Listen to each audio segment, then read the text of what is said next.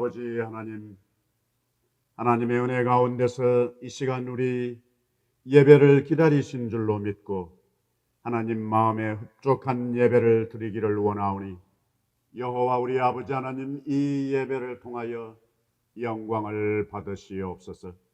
하나님의 은총 속에서 우리 예배한다고 하는 자체가 우리 여호와 아버지 하나님의 은혜 가운데서 우리에게 최고의 행복이요 최고의 가치가 됨을 다시 깨닫고 여호와께 예배하오니 여호와 우리 아버지 하나님 기쁘시게 받으시옵소서.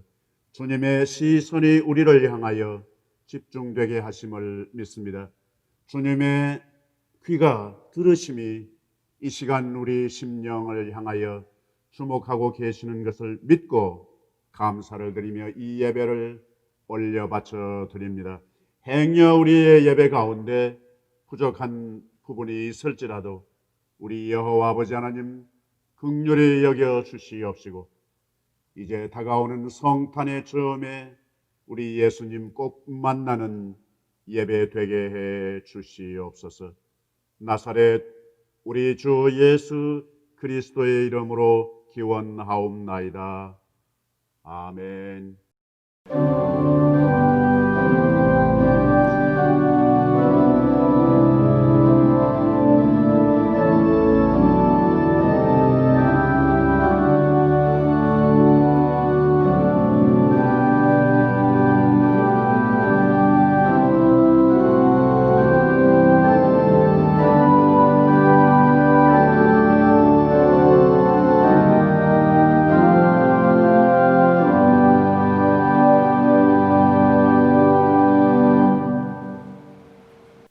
우리 주 여호와 하나님 아버지, 이 시간 주님의 크신 사랑에 찬양과 경배를 드립니다.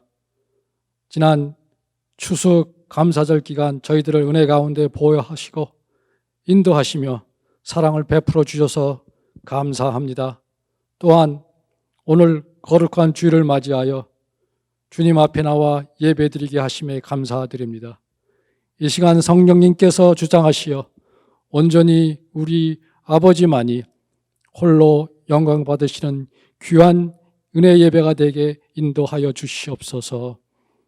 사랑의 하나님 아버지, 이제 너무나 다사다난했던 2020년도 마지막 달을 맞이하였습니다. 지난 한 해 동안 계속되는 코로나 바이러스로 힘든 삶을 살아온 저희들에게 한없는 사랑으로 돌보아 주신 주님의 은혜에 감사드립니다. 지난 1년간 주께서 베푸시고 인도하시는 손길 가운데서 저희들 부족하고 연약하여 허물과 죄로 주께 영광 돌리지 못한 모습들이 있었습니다.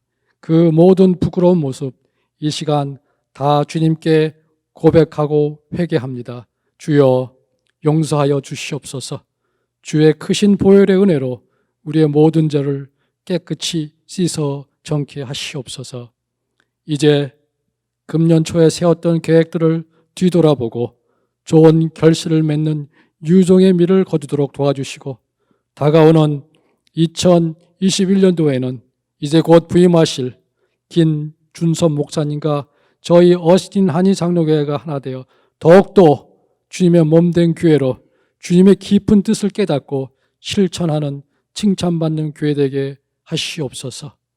영적으로 더욱더 성숙해지게 하시고 다음 세대를 주님의 말씀으로 양육케 하시고 섬김을 통해 이 지역 사회에 주님의 사랑을 전하게 하시고 선교를 통해 주님의 지상명령이 온 세상에 선포되게 하시옵소서. 어려움이 있을 때 하나님을 바라보는 믿음을 더하여 주시고 모든 일이 잘 될 때에도 더욱 겸손히 눈을 들어 주께 영광 돌리게 하시옵소서. 한 영혼에 대한 구원의 열정을 주시어 전도의 도구로 사용하게 하시고 가정과 교회와 이웃을 섬기는 데 최선을 다하여 주를 기쁘시게 하는 삶이 되게 도우소서. 저희들의 삶이 곧 예배가 되게 인도하여 주시옵소서. 사랑의 하나님 아버지, 지난 3년 동안 어렵고 힘들 때 저희 교회에 오셔서 충성된 종으로 온유하고 겸손한 목자의 본을 보여주신 저희 어스틴 한인 장로교회 성도님 한 분 한 분들을 내 몸처럼 맡기고 헌신하신 이승태 목사님과 사모님을 위해 기도드립니다. 주님 감사합니다.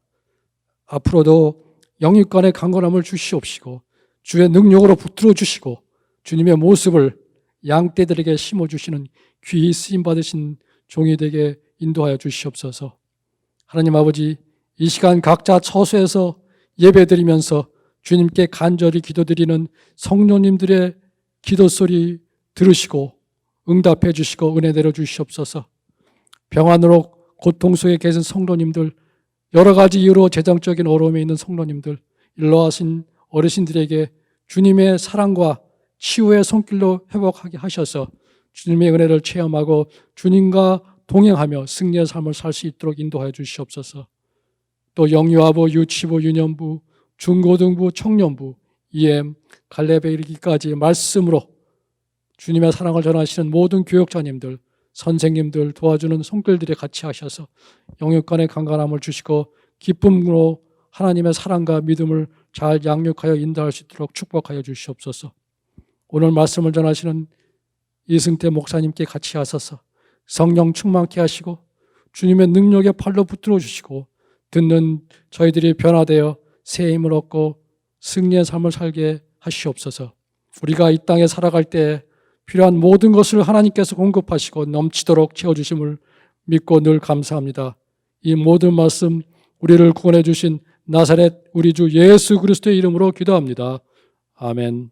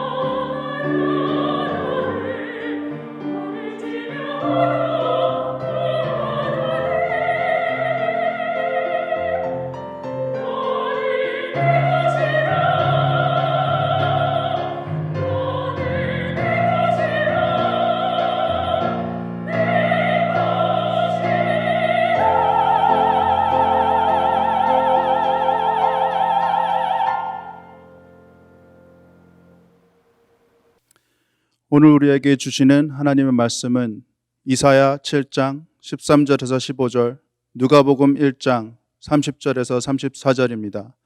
하나님의 말씀을 들으시겠습니다. 이사야가 이르되 다윗의 집이여 원하건대 들을지어다. 너희가 사람을 괴롭히고서 그것을 작은 일로 여겨 또 나의 하나님을 괴롭히려 하느냐. 그러므로 주께서 친히 징조를 너에게 주실 것이라. 보라, 처녀가 잉태하여 아들을 낳을 것이요 그의 이름을 임마누엘이라 하리라. 그가 악을 버리며 선을 택할 줄 알 때가 되면 엉긴 젖과 꿀을 먹을 것이라. 천사가 이르되 마리아여 무서워하지 말라. 내가 하나님께 은혜를 입었느니라. 보라, 내가 잉태하여 아들을 낳으리니 그 이름을 예수라 하라.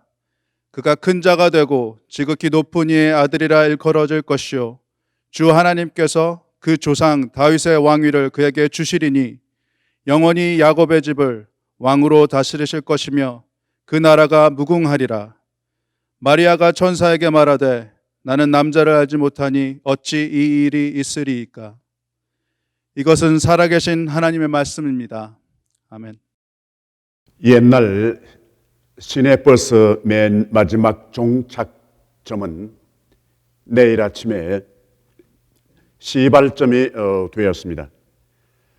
우리 인간에게 공통된 요소가 있다면 하나는 그리움이고 그리고 하나는 기다림이라고 믿습니다. 이 그리움과 기다림의 두 개 사이에 가장 좋은 시기가 바로 12월이라 그렇게 느껴집니다.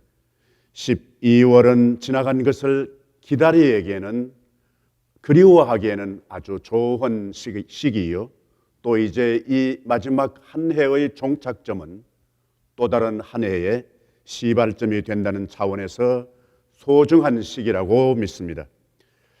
앞으로 기회 있는 대로 우리 12월 성탄 시즌에 성탄의 심청을 묵상코자 합니다. 아니, 심청이 아닐 수 있습니다.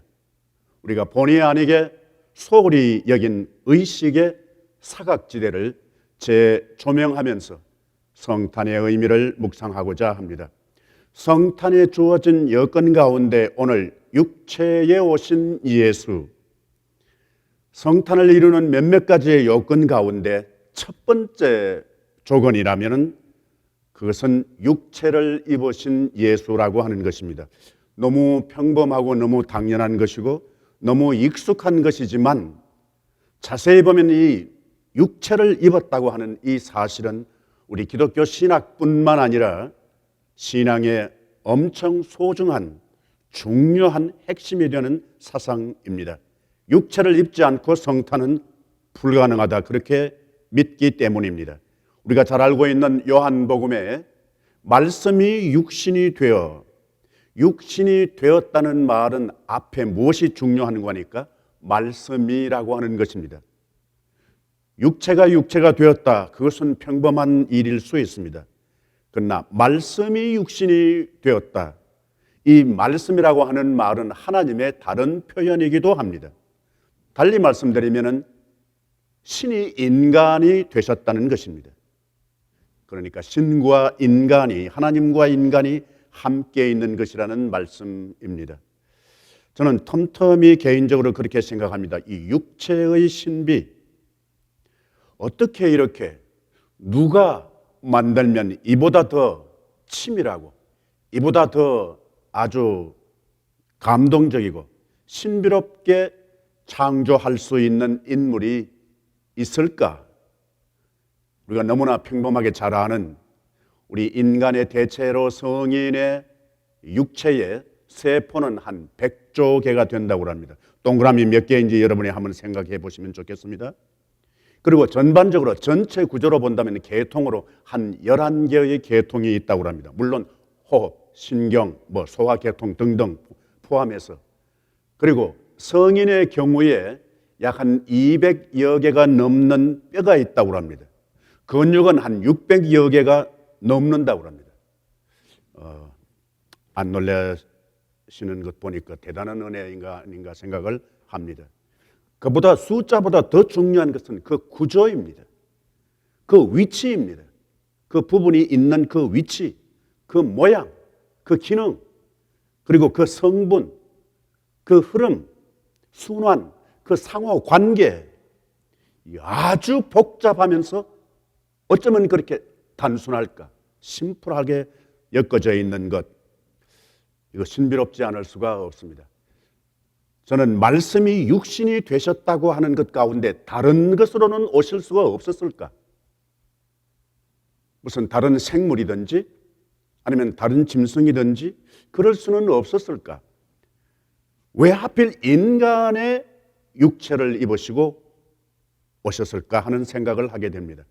이것은 기독교 신학뿐만 아니라 전반적으로 신비로움이 아닐 수 없습니다. 사실은 이것은 신과 인간 이 두 개의 전혀 다른 요소가 같이 있다고 하는 것은 기독교에서 처음으로 나온 사상이 아닙니다.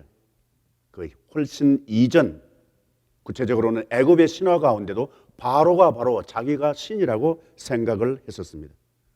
그리스 로마 신화에 나오는 인간과 신이 같이 있는 것은 이건 상식처럼 우리에게 와 닿아 있는 정보입니다. 가장 가깝게는 일본의 천황, 현인신이라고 생각했습니다. 이 세상에 나타난 신이 인간으로 모습을 보인 것이 바로 그들은 천황이라고 생각했습니다. 그런데 예수님도 신과 인간이, 하나님과 인간이 같이 있다고 하는 공통점 같지만은 차이가 있습니다. 일반적인 모든 신화에 인간과 신이 같이 있다고 하는 것은 인간이 신에게로 도전해 가는 겁니다. 그래서 자기가 신이라는 겁니다. 숭배를 받을 요건으로 갖추기 위해서 그렇게 아마 형성된 사상이 아닌가 생각합니다. 그러나 예수님이 가지고 계시는 하나님이면서 인간이 되셨다라고 하는 것은 위에서 아래로 내려오신 구조로 이 둘이 같이 있다는 것입니다. 우리가 너무나 잘 알고 있는 빌립보서에 있는 말씀, 그는 근본 하나님과 본체시지만 그러나 자기를 비워서 종의 형체를 입고 사람과 같이 되시고 사람의 모양으로 나타나셨다. 어떻게 그렇게 할 수 있을까? 자신을 낮추셨다고. 그리고 어떻게 낮추신 것으로 끝나지 않고서 죽기까지 복종하셨다. 이것이 성탄의 핵심입니다. 우리가 메리 크리스마스 물론 해야 합니다. 그러나 그 메리 크리스마스를 제공해주는 에너지는 이 육신이 되셨다고 하는 것을 생략하면 불가능하다고 믿어집니다. 예수님은 하나님이시면서 말씀이시면서 인간의 육체 속에 오셨습니다. 이 성탄을 맞으면서 우리는 어떻게 적어도 말씀이 육신이 되는 그 경지는 아니더라도 최소한 몸에 대한 재해석, 몸에 대한 재활용이 필요하다고 믿습니다. 믿음이 있다면 몸으로 말하라. 행복하기를 원한다면 몸으로 말하라. 사랑한다면 육체로 말하라. 뭐 그런 적용이 우리의 삶 속에 가능하다고 보겠습니다. 만약 그럴 경우, 육체를 사용할 경우 이전의 육체와 다른 것입니다. 어떻게 달라요? 그 몸 자체는 같습니다. 예수님도 우리와 똑같은, 우리가 가지고 있는 그 육체를 입으시고 오신 것처럼, 그러나 용도는 다릅니다. 이전의 육체와 이전의 물질과 이전의 돈과 다른 것이 바로 성탄에 우리가 구체적으로 체험해야 할, 적용해야 할 동작이요 또 실천 사항이라고 믿습니다. 어떻게 그럴 수 있을까? 예수님이 말씀이 육신이 되어 오신 것을 본받고 그것을 근원으로 삼을 때에 가능하다고 믿습니다. 우리가 몸으로, 육체로, 물질로 우리의 믿음과 행복과 사랑을 실천할 수가 없다면 우리는 예수 그리스도의 육체를 입고 오신 그 사건을 무시하는 겁니다. 소홀히 여기는 겁니다. 더 짙게는 거부하는 것이라 그렇게 믿습니다. 또 하나, 성탄의 진정한 의미, 다시 한번 말씀드리면 우리가 소홀히 여겼던 그 사각지대의 의식을 재조명하는 방법 가운데, 비결 가운데 하나는 처녀와 성령이라는 본문에서 나오는 두 단어입니다. 처녀는 결론적으로, 이 부분에서 결론적으로 말씀드리면 처녀는 불가능, 성령은 가능, 이 두 개의 상반된 것이 엮어져 있다 그렇게 믿습니다. 다시 말씀드리면 성탄은 기독교 신학의 총체입니다. 성탄 없는 삼위일체 불가능합니다. 성탄 없는 기독론 불가능합니다. 성탄 없는 인간 이해 불가능하다고 믿습니다. 성탄 없는 예배 결격사항입니다. 성탄 없는 선교의식 불가능하고 방향이 삐뚤어질 가능성이 많습니다. 성탄 없는 봉사, 자기를 위한 것으로 방향이 전환될 수 있습니다. 성탄 없는 교육, 그것은 자기를 위한 교육을 훈련시킬 가능성이 많습니다. 성탄 없는 친교, 그것은 이기적인, 자기중심적인 친교가 될 수 있습니다. 성탄 없는 예배, 성탄 없는 선교, 성탄 없는 교육, 성탄 없는 봉사, 성탄 없는 교제, 그것은 다 무엇인가 변질된, 좀 심한 표현으로 말씀드리면 사기일 가능성이 많다는 사실입니다. 처녀라고 하는 말이 구약에 있는 본문 말씀은 우리가 잘 알고 있는 남쪽 유다 왕조의 아하스 왕 때에 있는 이야기입니다. 아하스 왕은 남쪽 유다 왕조 가운데 가장 못된 최악의 임금 가운데 한 사람입니다. 그 당시 아하스는 왕위가 위태로웠습니다. 북쪽에 있는 아람, 지금으로 표현하면 시리아, 그리고 북쪽 이스라엘이 연합해서 남쪽 유다를 공격합니다. 그때 의지할 것은, 이 아하스 왕에게서 의지할 대상은 바로 아수르였습니다. 그 당시 신생 강대국으로 등장한 아수르였습니다. 그런데 이사야를 통해서 하나님께서 주신 말씀은 이 위기 가운데 있을 때에 두려워하지 말라, 오히려 조심하라, 그렇게 권고해 줍니다. 그러면서 그때 주셨던 말씀이 보라, 처녀가 잉태하여 아들을 낳으리니 임마누엘이라 하라. 대체로 일반적으로 이 말씀을 마태복음, 마태나 역시 그대로 인용합니다. 처녀라고 하는 어휘를 쓰고, 우리가 잘 알고 있는 신약 성경의 어휘로는 파르데노스, 고대 신전에 많이 있었던, 심지어 신전 이름도 파르데논 신전이라고 하는 이름을 붙일 만큼 처녀 신전이었습니다. 사실은 구약에 있는 이 말씀은 처녀를 강조한다기보다는 이 위기를 어떻게 극복할 수 있는가에 대한 시간적인 조명입니다. 그러니까 처녀가 아들을 낳으리니 그 이름을 임마누엘이라 하라. 그 태어난 아기가 악을 버리고 선을 택할 줄 알 그 즈음에 네가 그렇게 두려워하는 바로 두 임금의 땅이 황폐하게 될 거야. 그리고 한 징조가 있을 것이라. 그렇게 이야기하지 않습니까? 그런데 이 아하스의 대답이 어때요? 아닙니다. 나는 징조를 구하지 않겠습니다.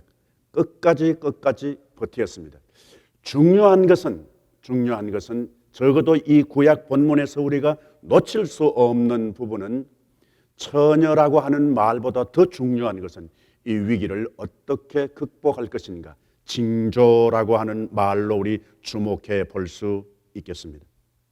두려워하지 말라라고 이사야 선지자를 통해서 이 아하스 임금에게 준 것처럼 마리아에게도 가브리엘 천사는 나타나서 두려워하지 말라 그렇게 말합니다.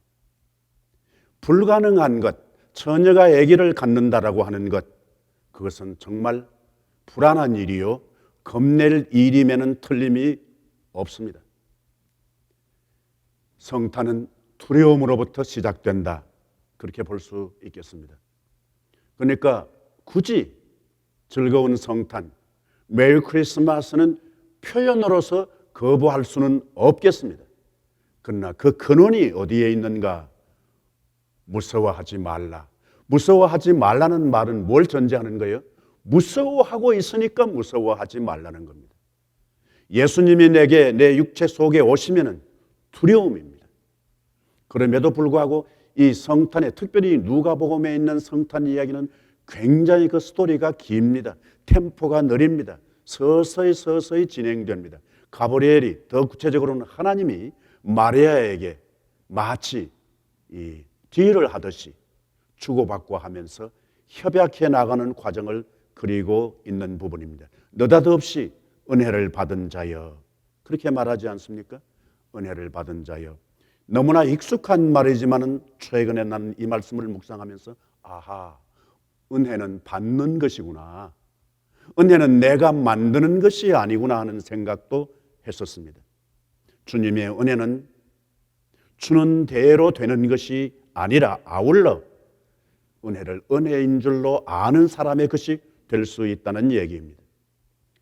나중에 이어지는 부분 가운데는 네가 은혜를 얻었느니라, 은혜를 받은 자여 했는데 다시 다른 표현은 은혜를 얻었느니라.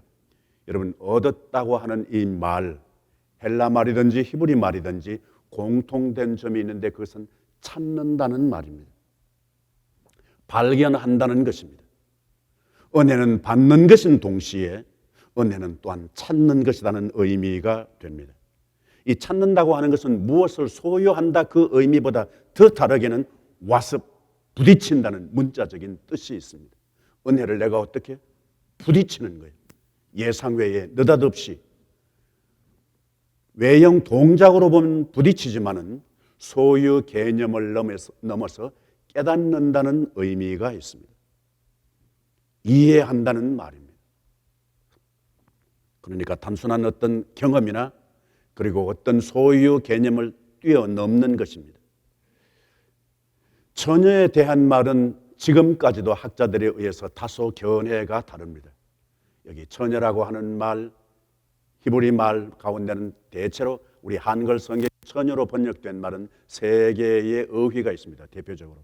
근데 그게 다 포괄적으로는 젊은 여자, 아직 시집가지 아니한 20대가 못된 소녀까지 포함하는 말로 그렇게 번역되고 있습니다. 그래서 구약에 있는 이 이사야서에 있는 말씀 가운데 이 처녀가 잉태하여라고 하는 말은 굳이 아주 좁은 의미로 말하면 젊은 여자입니다. 더 거기에 정관사가 붙어서 그 젊은 여자입니다. 그 젊은 여자가 아기를 낳는데 그 이름을 임마누엘이라 하라. 그 여자가 누굴까는 학자 따라서 다소 견해가 다릅니다. 심지어는 이사야의 여인으로 보는 경우도 있습니다. 어쨌든 간에 그 여자가 아기를 낳으면 그 아기가 자라서 악을 버리고 선을 택할 줄 알기 전에 네가 그렇게 두려워하는, 하나님을 의지하지 않고 아수르를 의지하는 그 차원을 넘어서서 두려워하는 그 두 왕의 땅이 황폐하게 될 거라는 얘기입니다. 그러나 확실하게 처녀였음을 입증하는 성경에서 놓칠 수 없는 중요한 부분은 마리아의 고백입니다. 나는 아직 사내를 알지 못하는데 어찌 이런 일이 있을 수 있습니까? 유명한 마리아의 고백입니다. 그는 자기가 어떤 여인인 것을 고백하는, 인정하는 말이기도 합니다. 사내를 알지 못하는 여인에게서 생명이 태어난다는 겁니다. 상식으로 불가능한 일입니다. 육신이 되는 것도 불가능한 일입니다. 그리고 젊은 여자가, 마리아가 그 당시 자기 자신의 입장에서든지 주위로 볼 때 아기를 갖는다고 하는 것은 불가능한 일입니다. 그러나 성경은 계속해서 가브리엘 천사를 통해서 그에게 가능성을 확인해 줍니다. 마리아에게 가브리엘 천사가 이렇게 계속해서 이 대화를 진행해 나가는 가운데 엘리사벳 이야기를 합니다. 네 친족 엘리사벳도 나이가 많아서 아기를 갖지 못했는데 지금 그가 임신한 지 6개월이 되었다. 마리아가 그 소식을 듣고 그냥 성경 본문대로 표현을 하면은 그냥 달려갑니다. 누구에게? 엘리사벳에게. 엘리사벳은 학설에 의하면은 마리아는 일찍 자기 어머니가 세상을 떠났다고 합니다. 그래서 바로 자기 엄마의 형제인 엘리사벳을 엄마처럼 그렇게 가까이 하면서 의지하면서 살았다는 이야기가 있을 정도입니다. 자기의 이모인 엘리사벳이 나이가 많아서 아기를 가질 수 없는데 임신해서 지금 6개월이 되었다는 겁니다. 이건 마리아에게 새로운 도전이었습니다. 자기가 지금 아직 사내를 알지 못한, 남자와 동침한 적이 없는, 더 구체적으로는 성관계를 가진 적이 없는 자기가 임신한 것에 대한 가능성에 눈을 뜨게 되는 계기였습니다. 하나님의 은혜 가운데서, 인간의 불가능 같은 가운데서 성령이 역사하신다는 겁니다. 그러니까 초인간적이요, 초생물학적이요, 문자 그대로 성령의 차원에서 가능한 일, 이 두 개가 결합돼서 성령은 역사되어서 성탄이 이루어졌다는 생각을 우리가 확신할 수 있습니다. 더 본문에서 뒷받침해 주는 가운데 우리 성경에서 이 용어에 대한 이해도 필요합니다. 우리 대체로 보면은 우리 한글 성경에 약혼이라고 하는 말로 현대어는 번역되었습니다. 요셉과 마리아가 약혼한 사이였다. 그런데 결혼하고는 또 다르게 우리가 익숙하게 잘 아는 단어로는 정혼했다고 하는 단어입니다. 정혼한 관계. 그 당시 유대 풍습으로는 몇 가지의 차원이 있었습니다. 약혼, 정혼, 결혼. 약혼은 부모님들과 약속해서 이루어지는, 아직 상대는 어리지만 장래에 당신의 딸과 우리 딸이, 아들이 서로 결혼을 하기로 합시다 하는, 그게 일종의 약혼에 포함됩니다. 결혼은 물론 완전히 부부가 되어서 성관계까지 가지면서 자녀를 낳는 그 경지, 그 예식이 결혼이었습니다. 그런데 풍습상 정혼은 약속해놓고 난 이후에 보통 한 10개월이든지 1년을 기다린다고 합니다. 그리고 그 기간이 지나고 난 이후에 이제 신랑이 신부를 자기 집으로 데려와서 그렇게 하고 정당한 부부로 같이 산다는 겁니다. 정혼한 기간 가운데에는 법적으로는 아내이요 남편이기도 하지만 그러나 자녀를 낳을 수 있는 경지는 아니라는 겁니다. 그래서 법적으로는 아내, 그래서 네 아내라고 하는 말을 요셉에게도 사용했습니다. 그러니까 이 확실한 것은 인간적으로 불가능한 것이 바로 가능성으로 이루어지는 그 교훈이, 그 의미가 성탄의 핵심을 이루고 있다, 그렇게 볼 수 있겠습니다. 또 하나 우리 이 성탄에 대해서 놓칠 수 없는 것은 성령이 어떻게 역사하시느냐도 구체적으로 성령의 역사하는 증거가 뭔가 그걸 성탄의 조건으로 찾자면은 바로 순종과 송가입니다. 성령의 역사하는데도 불구하고 순종하지 않는다면 그건 성령의 역사는 오해하는 겁니다. 빗나간 것이라고 볼 수 있습니다. 마리아는 자기가 처녀로서의 아기를 갖는다는 것은 불가능한 경지였지만은 엘리사벳이나 마리아에게 똑같이 공통된 점은 바로 성령이라고 하는 의의입니다. 성탄의 중요한 의미 가운데, 요건 가운데 놓칠 수 없는 것은 성령의 역사입니다. 다시 말씀드리면은 불가능이 가능으로 이루어지는 것은 성령의 전적인 압도하는 개입이요 역사라 그렇게 믿어집니다. 여러분 다 성령 받으신 줄로 믿습니다. 성령 체험을 하신 줄로 믿습니다. 그 증거가 뭐예요? 성령을 체험하신 증거가 언어에만 있는 것이 아닙니다. 물질에만 있는 것이 아닙니다. 신체적인 무슨 변화에 있는 것만이 아닙니다. 성령의 역사의 가장 구체적인 바로 현상은 순종하는 것입니다. 마리아가 그랬습니다. 주의 계집종이오니 말씀대로 내게 이루어지이다. 여기에 우리 한글 성경은 그냥 주의 계집종이오니 말씀대로 내게 이루어지이다 라고 하는 것 같지만 원문으로 읽으면 더 강력한 감탄사가 서두의 그 문장 앞부분에 나옵니다. 보세요. 이두라고 하는 감탄사가 먼저 등장합니다. 보세요. 아시다시피 저는 주님의 바로 그 여종입니다 라고 하는 고백이 있습니다. 성령의 역사되면 어떤 증세가 나타나는가? 순종하게 되고 그 순종은 무엇을 의미하는 거니까 자기를 낮출 줄 아는 자세입니다. 제가 개인적으로 이렇게 말씀을 적용해 나갈 때 순간이지만은 오래 지속하지는 못하지만은 이렇게 작용하는 세 개의 우리 한글 같은 학렬의 어휘가 있습니다. 그 첫 번째는 배운다는 단어입니다. 배운다. 무엇이든지 이상스럽지만은 새로운 것이지만은 배우는 것입니다. 그리고 또 하나는 비우는 것입니다. 비우는 겁니다. 성탄의 의미를 우리가 실천하려고 하면은 비우는 행위가 있어야 합니다.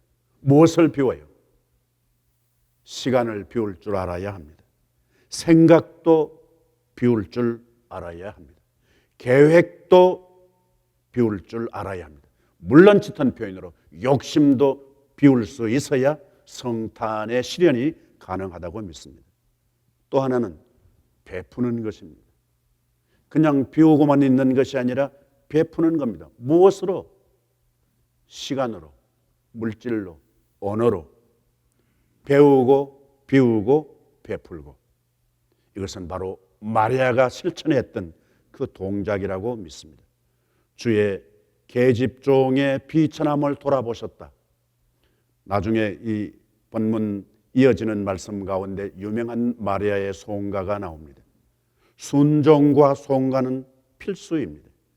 여러분 이 비천이라고 하는 말, 주의 계집종의 비천함을 돌아보셨다. 이 비천이라고 하는 말 글자 여러분 자세히 한번 보시면 좋겠습니다. 비천은 비자는 낮다는 뜻입니다. 낮다는 신분이 낮은 것, 지위가 낮은 것을 말합니다. 천자는 자세히 보면은요 글자 형성이 어떻게 되어 있는 거 하니까 조개, 폐 옆에 이 가시를 의미하는 이 창자가 창을 뜻하는 글자가 두 개 포개져 있습니다. 그러니까 이 폐자는 글자로는 폐이지만은 그 의미로는 돈입니다.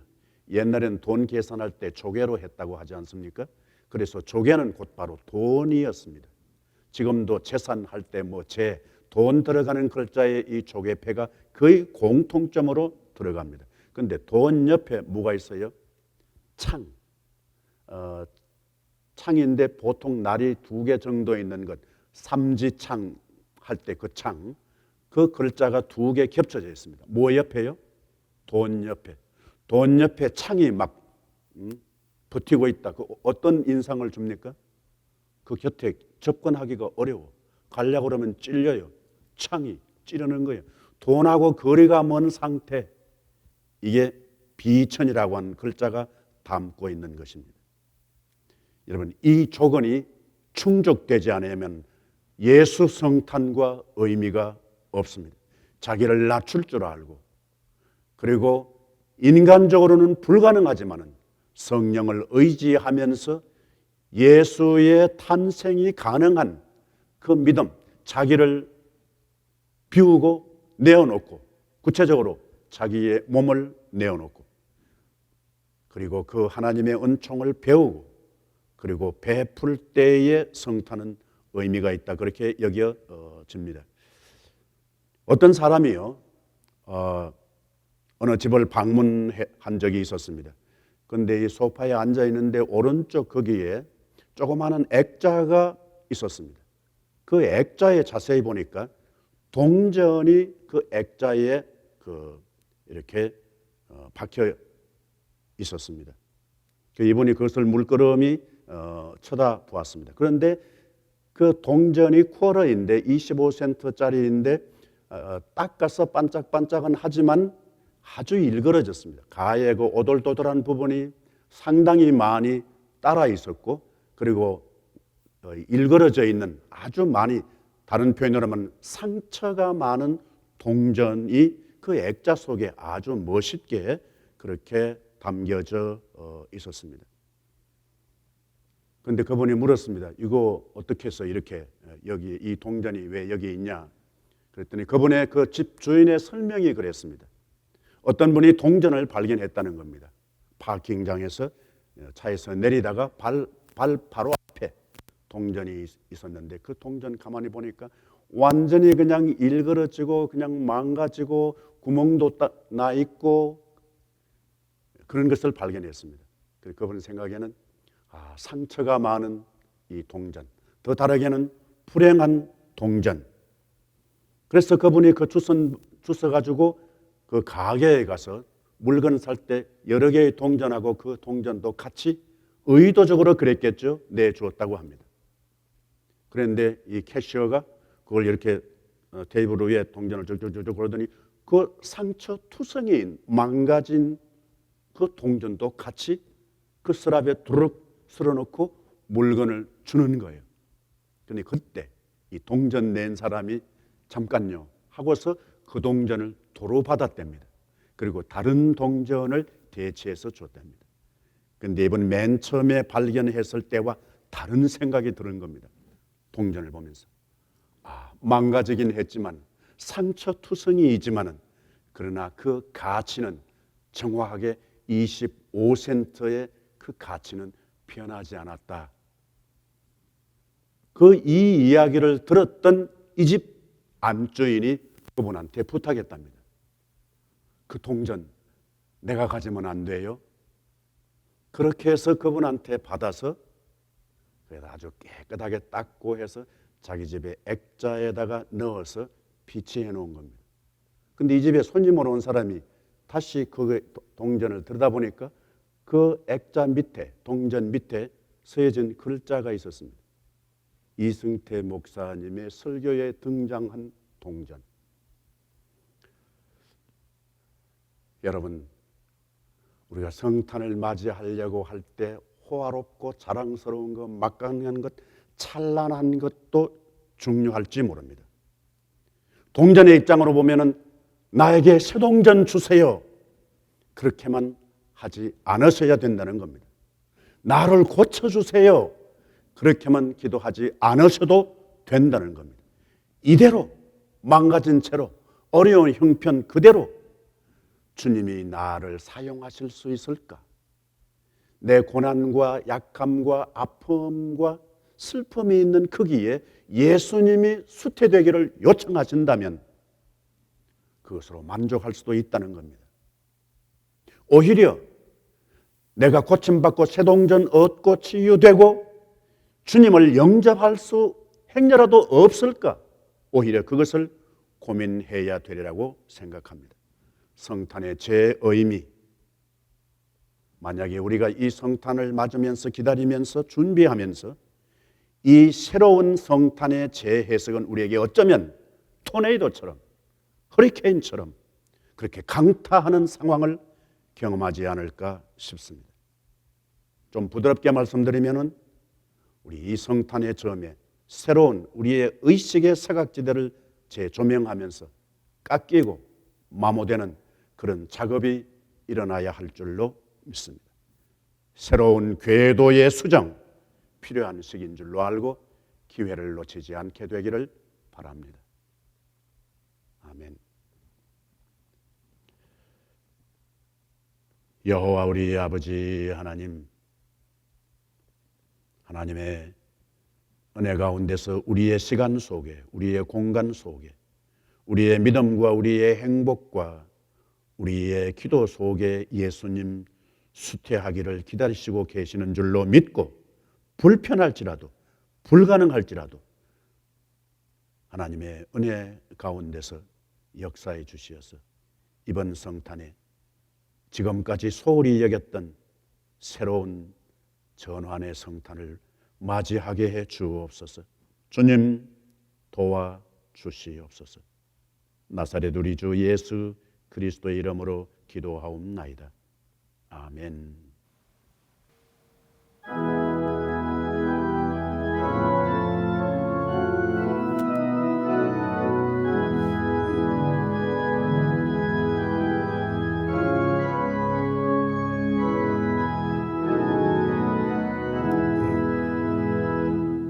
오 베들레헴 작은 건너 잠들었노라 별들만 높이 빛나고 잠잠이 있으니 저 놀라운 빛이 지금 캄캄하네 오늘을 도로 비친 줄 어찌 모르나 온 세상 모든 사람들 잠자는 동안에 평화의 왕이 세상에 탄생하셨도다.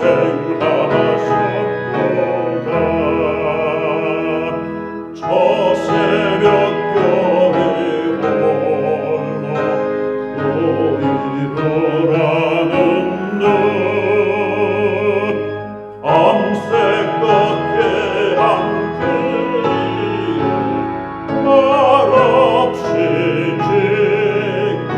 지켰네.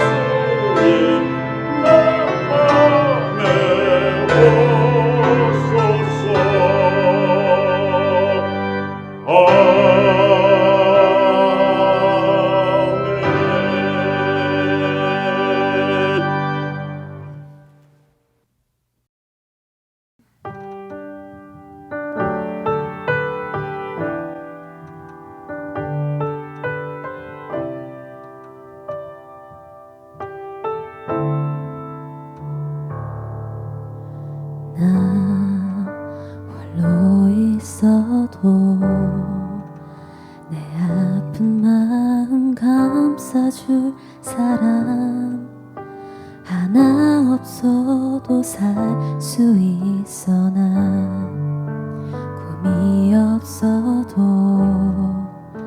저 아름다운 수많은 별들 만질 수 없어도 살 수 있어.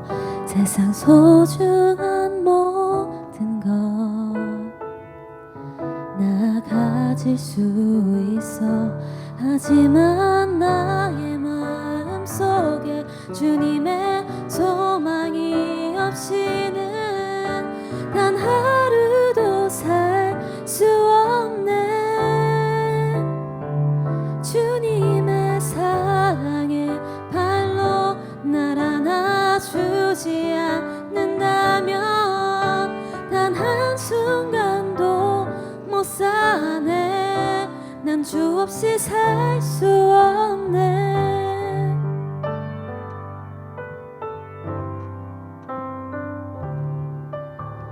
나 홀로 있어도 내 아픈 마음 감싸줄 사람 하나 없어도 살 수 있어. 난 꿈이 없어도 저 아름다운 수많은 별들 만질 수 없어도 살 수 있어. 세상 소중한 모든 것 나 가질 수 있어. 하지만 나의 마음속에 주님의 소망이 없이는 단 하루도 살 수 없네. 주님의 사랑에 발로 날 안아주지 않는다면 난 한순간도 못 사네. 난 주 없이 살 수 없네. 오 주님 내 생명 되시네. 내 호흡과 같네. 오 주님 내게 모두 주셨네. 주 나의 모든 것 진실로 나의 마음속에 주님의 소망이 없이는 단 하루도 살 수 없네. 주님의 사랑에 발로 날 안아주지 않는다면 단 한순간도 못 사네. 난 주 없이 살 수 없네. 단 한순간도 못 사네. 난 주 없이 살 수 없네.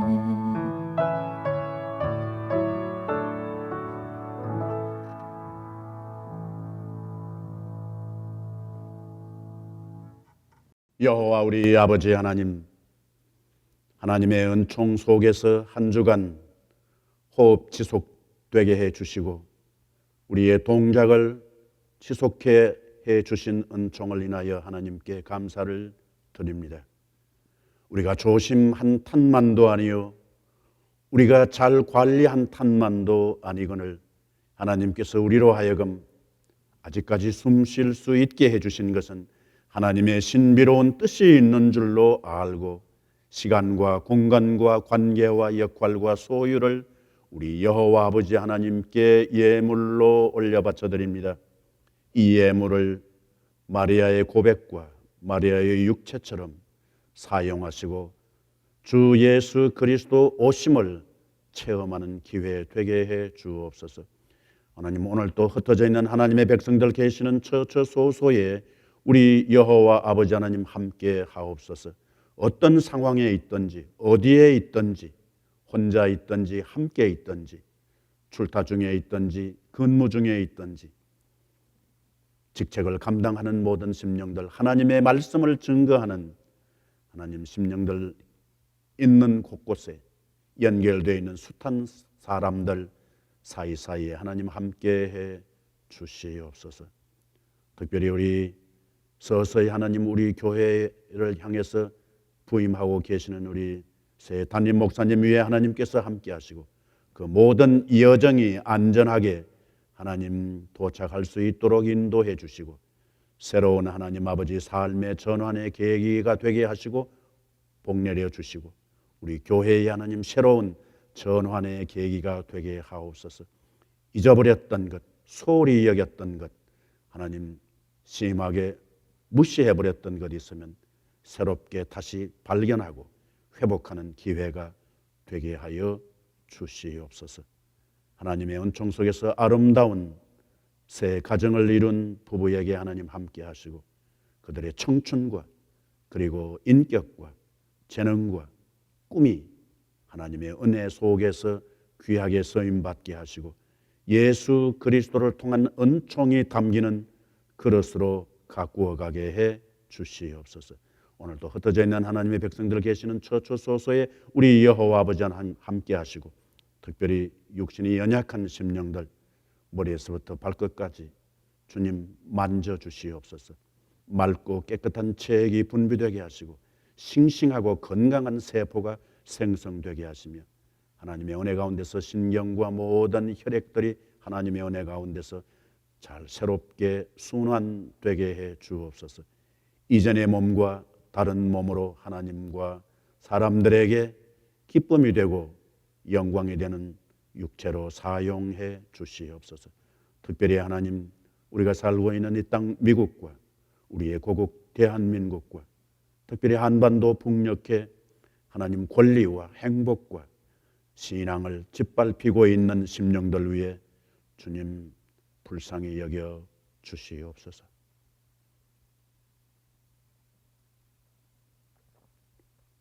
주님 그들을 도와 주시옵소서.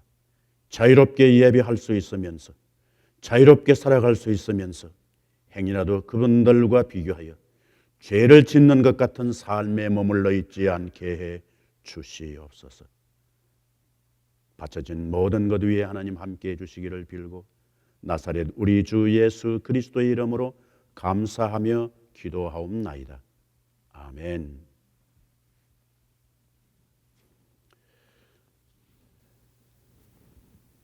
네, 여러분 대단히 감사합니다. 우리 영상으로 예배드리고 준비된 시간, 장소, 여러분들의 차림 우리 주님께서 다 예물로 받으신 줄 믿습니다. 오늘은 우리 대림절 둘째 주일입니다. 육신으로 오신 우리 메시아를 맞을 준비 기간이고 그리고 몸과 마음 그리고 시간과 공간으로 아기 예수를 맞이하는 기간으로 잘 활용될 수 있게 되기를 바랍니다. 12월에 우리 공동의 과제 같이 한번 하실 수 있을까요? 시작. 믿음의 시작 성탄. 우리 성탄의 새로운 경험 있게 되기를 바랍니다. 여러분 또 12월 달에 있는 모든 그 행사 일정 여러분 많이 참고해 주시기를 바랍니다. 그리고 우리 다음 주일은 우리 공동의회가 있습니다. 2021년 예산안을 위한 공동의회입니다. 종전과 같이 줌과 파킹장 드라이브인으로 인해서 하시겠습니다. 많이 또 준비해 주실 줄로 믿고 적극적으로 참여해 주시기를 바라겠습니다. 우리 김준선 목사님은 12월 21일부터 사역 시작할 예정입니다. 지금 오시는 중에 계십니다만 계속해서 기도, 협력 그리고 격려를 부탁드립니다. 우리 최근에 이미 받으신 분이 계실지 모르겠습니다만 작년에 우리 작성하셨던 송구영신 결신 마음을 지금 우편으로 배달되고 있습니다. 여러분 받으셔서 작년 송구영신 예배 때를 기억하시면서 다시 한번 되새겨보고 또 새로운 우리 다가오는 2020년 송구영신 예배에 또 새로운 결단하는 데 도움이 되기를 바랍니다. 그리고 우리 성탄 바구니 트리리 옥스 우리 교회가 오래전부터 섬겨왔던 활동입니다. 목장에서 준비할 수 없는 상황이라서 후원하시기를 원하시는 분들은 성탄 바구니라고 하는 제목으로 지정 헌금해 주시면 참여하실 수 있겠습니다. 12월 21일 우리 배달할 예정입니다. 그리고 우리 손종래 장로님과 손영주 권사님의 따님 되시는 손다현 양의 결혼식이 우리 어제 토요일 캘리포니아에서 있었습니다. 여러분 많이 또 축하해 주시고 격려해 주시면 대단히 감사하겠습니다. 그 이외에 우리 선교 중보기도 북한 사역 이삭 선교사님 또 지휘를 위한 계속해서 오신 기도 여러분 놓치지 않고 섬겨주시고 또 기도해 주실 줄로 믿습니다. 혹시 기도 가운데 다른 좋은 소식이 있으면은 우리 교회 당회나 또 사무실로 우리 알려주시면은 기도하는데 또 힘을 얻게 될 줄로 믿습니다.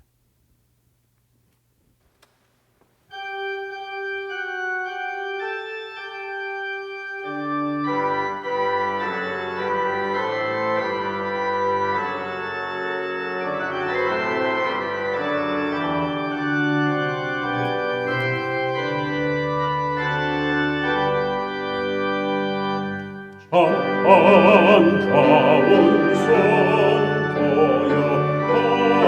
이리 와서 그늘의 성안에 가봅시다. 저의 누이신 아들을 보고 엎드려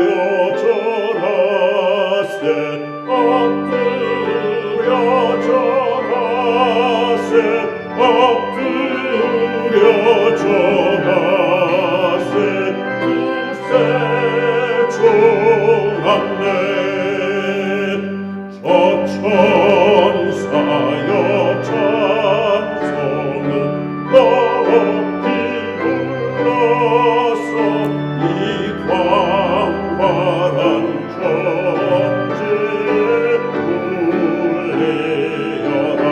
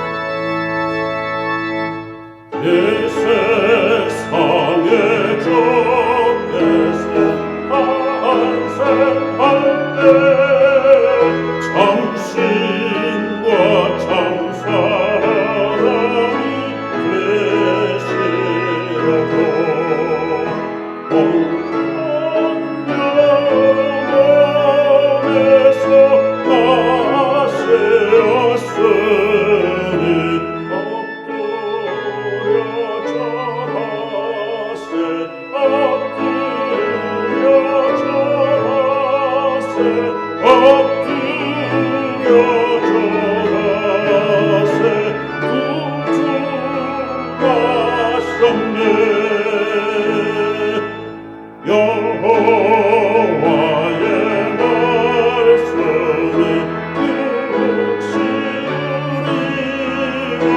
알고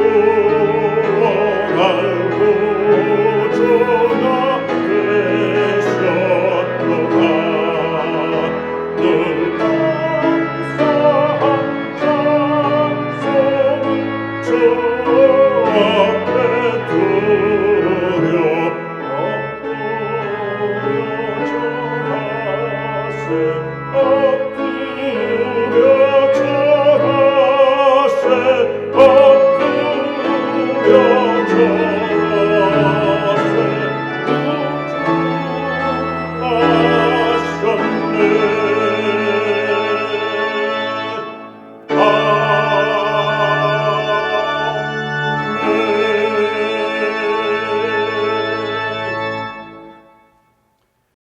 비록 상처가 있을지라도, 비록 불행과 불쾌와 그리고 불가능의 경지에 있을지라도 하나님의 은총 속에서 우리의 몸과 우리의 소유와 우리의 시간과 우리의 공간을 예수 그리스도를 위한 도구로 쓰임받음으로 이전보다 더 행복하고 이전보다 더 영육간에 건강하며 이전보다 더 거룩한 삶으로 개척해 나가는 사랑하는 귀한 온 성도들 계시는 머리머리 그 저저 소소 위에 흩어져 있는 하나님의 백성들 있는 곳에 눈물의 기도와 감동의 찬송과 하나님 성실과 그리고 인내의 기다림의 심령들이 있는 곳곳에 주께서 피로 값주고 사신 우리 교회들 위해